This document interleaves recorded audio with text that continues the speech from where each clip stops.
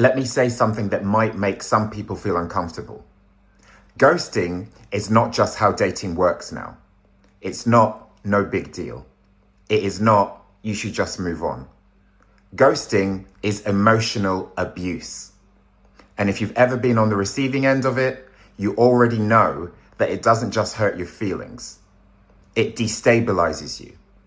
It makes you question yourself. It poisons your memories. It can shake your self-worth at the core. And today, we're going to break this down properly. What ghosting actually is, why it affects people so deeply, why it's emotionally abusive, why it's become so common in modern society today, when it's actually acceptable, whether you should ever contact a ghoster, why some of them come back, and how you heal step by step. And I'm also going to share some of my own experiences, because this is not just theory for me, it's from my own experience. So let's get into it.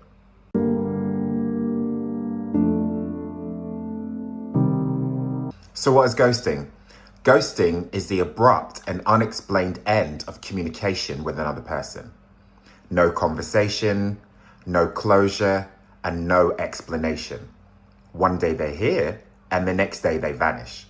It can happen in romantic relationships, friendships, family dynamics, workplaces, and even job interviews.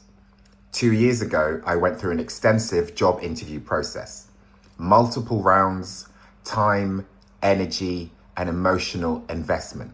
And then nothing. No outcome, no rejection, and no clarity. That's ghosting. It leaves you suspended in uncertainty. Uncertainty is psychologically destabilizing. There's also something called Caspering. That's when someone gives you a soft, friendly rejection. You're great, but... and then they still disappear. It's ghosting wrapped in politeness. The outcome is the same: silence. So how does ghosting affect people psychologically?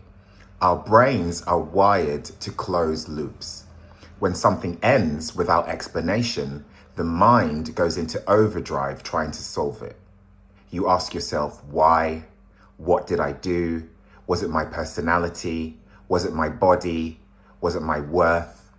Ghosting creates what psychologists call an explanatory void, and the brain fills that void with self-blame.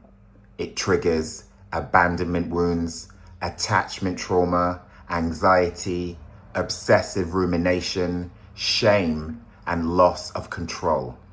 Studies show people who are ghosted often report feelings of lower self-esteem, increased anxiety, loneliness, depression, and distrust in future relationships.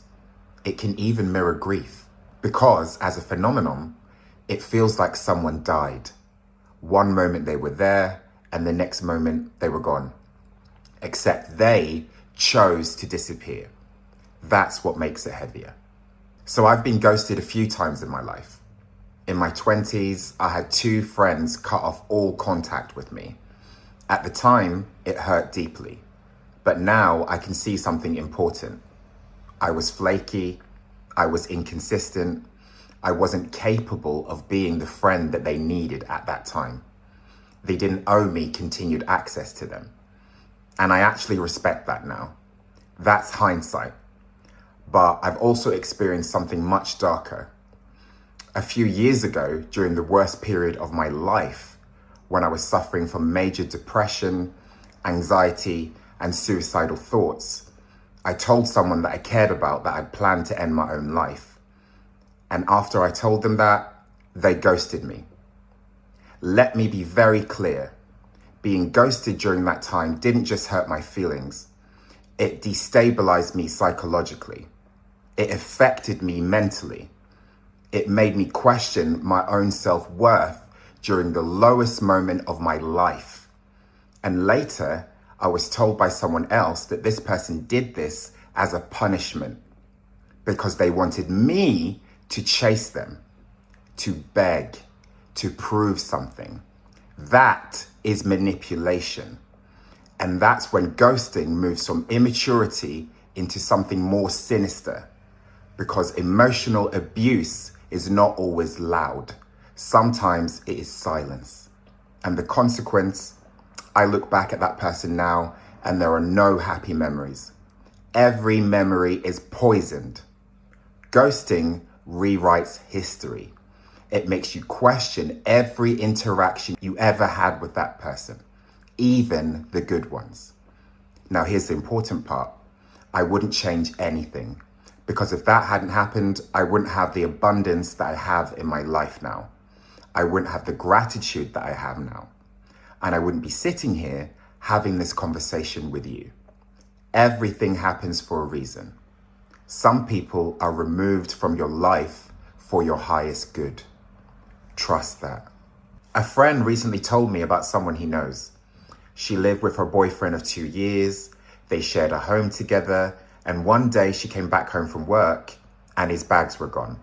He had left and she never saw him again.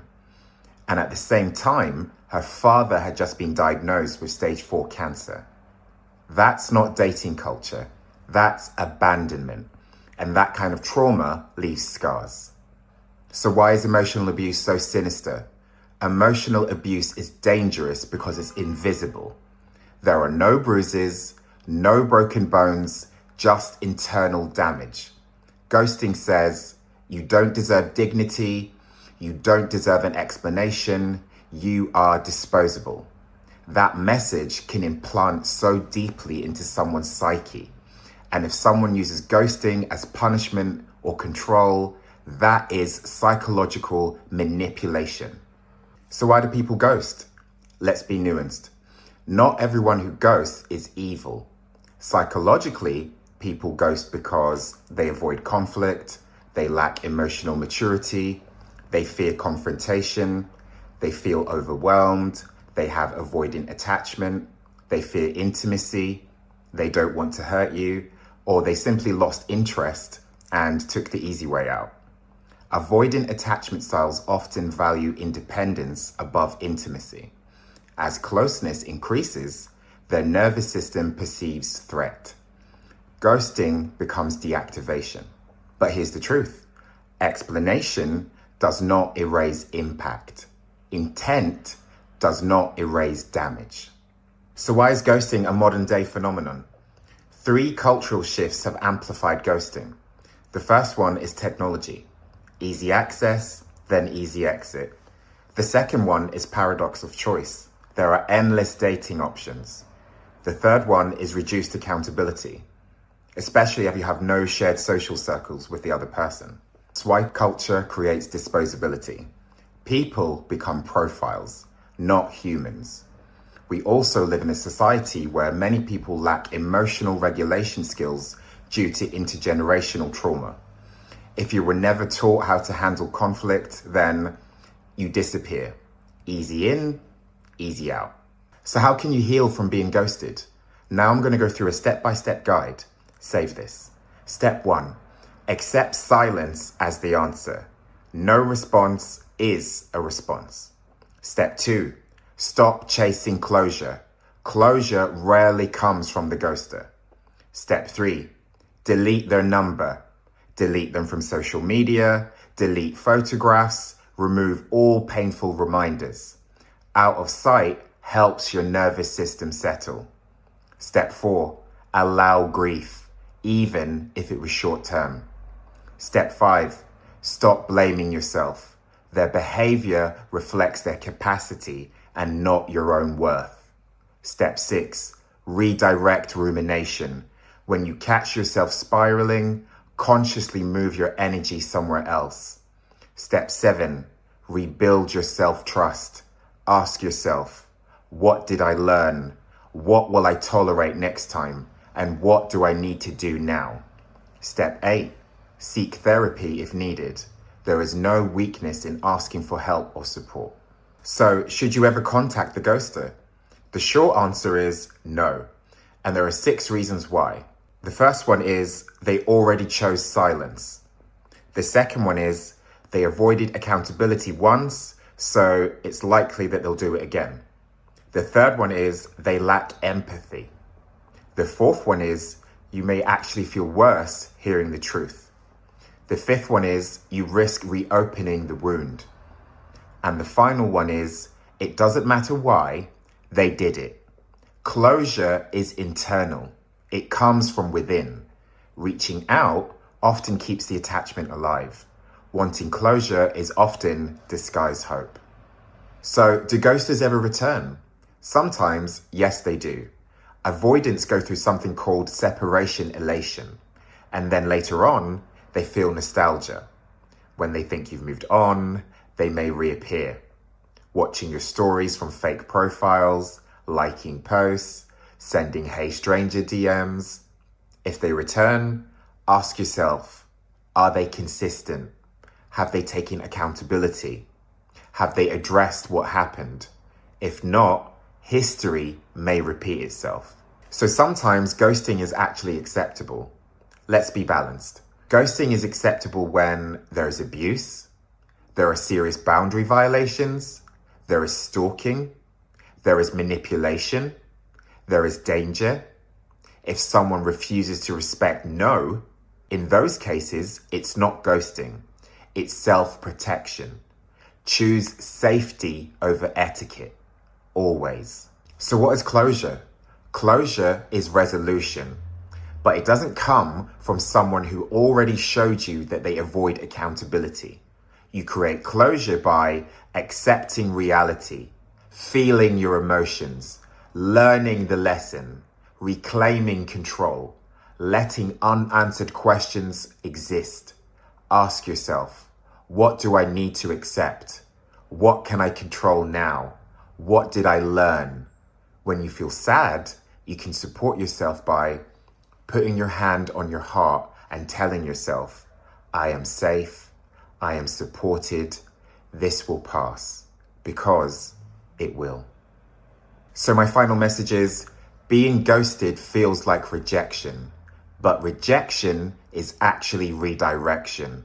If someone can disappear from your life without any explanation, then they do not have the emotional capacity required for the life that you are building. You may not see it now, but one day you will look back and feel relief. Ghosting removes people who cannot handle accountability, intimacy, or emotional maturity. And that is not a loss. It is filtration. Trust that. Because the right people don't vanish. They communicate, and you deserve that. Thank you so much for watching this video. If you liked it, hit the notification bell, comment below, and don't forget to like and subscribe for more healing content. Thank you so much. I love you. Have a blessed day. Take care. Bye.